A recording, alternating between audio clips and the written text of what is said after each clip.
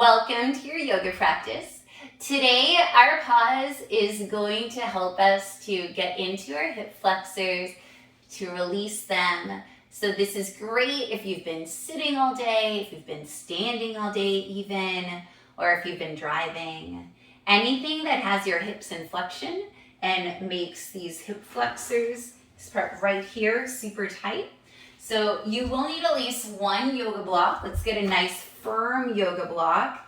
And I find that the nicer ones, I have Manduka ones now. I have these old ones that, I don't know if you can see from there, but they are completely destroyed by this one. But she has been locked in the yoga room since getting these, and she hasn't, there's one claw mark, I think, in the other one, but that's it. She doesn't like digging her claws into it. So a nicer blocks, cats apparently won't destroy. Okay, so coming onto your back, sorry for getting off topic for a moment.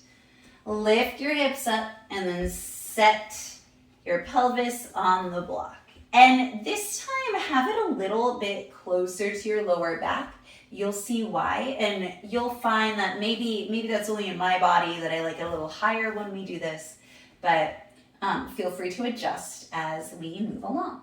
All right, so from here, hug your knees loosely towards your chest. So as you do this, you do want your hips to be on the blocks. That's why I said moving it a little further or higher might feel good. And just hugging loosely. You can even just have your hands maybe on your hamstrings, maybe on your knees. You don't need to be able to hug your legs. I know that that's not possible. Some arms are shorter than others. Some legs are larger than others. It's all, we have different bodies. Right? Yeah. All right. So keeping that right knee hugged in, extend that left leg out and rest here. So you can feel free to leave that left foot on the mat, or you can extend all the way to the heel, and maybe you feel it here already, or you definitely feel it here, and you'll feel it all along the left hip flexor. And we'll stay here. Feel free to either engage that right foot, or you can leave it relaxed. I'm going to engage it, because being active is nice, and for my body, if I sit into my joints, it's just not good. So I'm going to choose to be engaged here. All right, and then we're going to take some activity with this left leg. So bring that left leg all the way up so that it's perpendicular to the mat, so straight up. Inhale here. Exhale, just lower enough so that it's still in your sight. You want this pelvis tilted up. We don't want it to go into a posterior tilt. We want it to be anterior. I think I'm saying the terms correctly. And then bring it up. Exhale, bring it down. So only a little bit. We're not lowering it that much. Inhale up. Exhale down. So just working with an active range of motion. Inhale. Exhale. Inhale. Exhale. Slowly lower it all the way down. Your pelvis will change direction, that's okay. Enjoy that release again. And then hug that left knee in. Stay here. Notice the difference between your sides. And then hug the left knee in, extending the right leg out.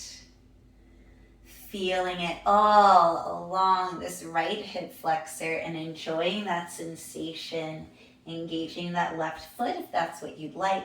And I didn't say it on the other side, but also engaging that extended foot's leg, that extended leg's foot. Awesome. And then when you're ready, lift up that right leg so that it is perpendicular to the mat, so straight up from the hip. And then lower it down just a bit. And then bring it up. Inhale. Exhale, lower. Inhale, up. Exhale to lower. Inhale, up. Exhale to lower. Inhale, up. Exhale, lower all the way down, finding that release again. And then bring your knee to meet your left knee. Hug the knees in and plant the feet down. Bring the hips off of the block, settling the hips down. All right, we'll do a little bit more to get into those hip flexors. And you might want to just slide that block towards the front. Hug your knees into your chest. Go side to side. See how those hip flexors are feeling already. And then start to take that rock back and forth. Coming up towards the glutes and then back towards the shoulders. On your next time up, make your way through and find a downward facing dog. So sending your hips up and back. Oh, okay. Inhale, bring your right leg up and back. Open the hip, bend the knee. Now this also helps to get into the hip flexors. I just love it. Sending that right knee up higher. Sending that right heel towards the left glute. And come back into your three-legged dog. And then step the right foot forward in between the hands. Left knee down. And allowing your pelvis to hang. Bring your hands to blocks that might feel super good. And feel free to be a little higher. Untuck the left toes. And then have a little bit of engagement here. So scissoring the legs together or like towards each other helps a lot. And just have some active engagement as you're allowing yourself to release here.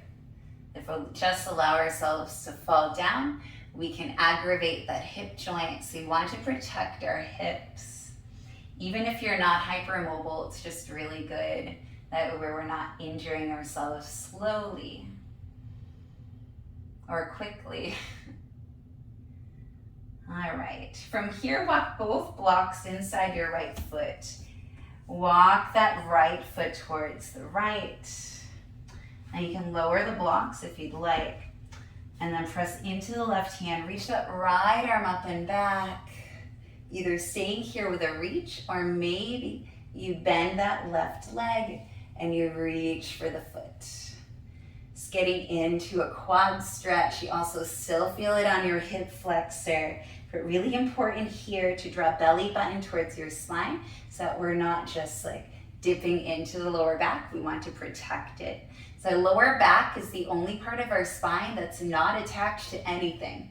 And so it's really easy for it to be hypermobile if you think about it, because it's not attached to something like our ribs or our skull. It's just hanging there. So, or floating there, however you want to call it. When you're ready, slowly release this leg. No slingshot actions allowed.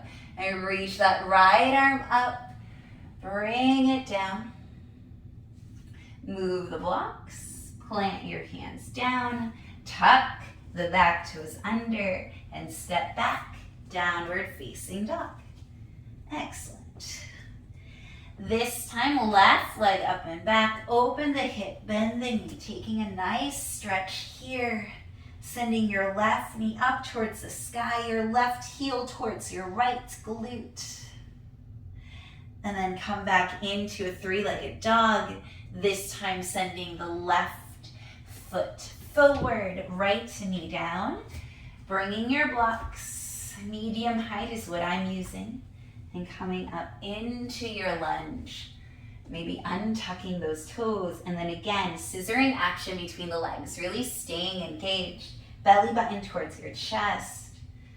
Always protecting our joints. It's the name of the game here. We want to be protected.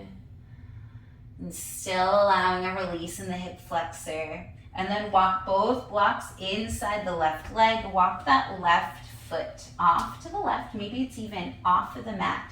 Maybe you lower the blocks or get rid of the blocks entirely. Press your right hand into the block. Reach the left arm up behind you. Stay in this reach, or if you want, you can bend that right leg and then grab onto that right foot with the left hand. Again, really bringing belly button towards your spine. Getting into this lovely quad stretch, hip flexor stretch. And it works better, I didn't say it on the other side, it works really nicely if you kick that right foot into your left hand. I get confused in these twisted positions of my sides. And then without slingshotting the foot, lower it down. Reach that left arm up and down. Remove those blocks. Bring your hands down to the mat. Tuck the back toes under. Step back. Downward facing dog. From here, send your knees to the wide edges of your mat. Big toes touch. Sending your hips towards your heels, coming into your child's pose. Taking a few breaths here, feeling what you did in your body just now to open up those hip flexors. And then when you're ready, crawling the hands towards your knees, coming to a seat, or coming to sit, facing your screen or the front of your mat. Bring your hands to heart center. All right, that is our practice today to focus on opening our hip flexors. Especially good if you sit a lot during the day or stand or drive a lot, or just good for any bodies at all. I hope that you like, share, and subscribe. Let's get more people on their mats taking daily pauses. It's just so good. When we're good to ourselves, it really makes it easier to be good to others. All right, thank you so much for practicing with me today. I hope that you have the most beautiful day. Bye.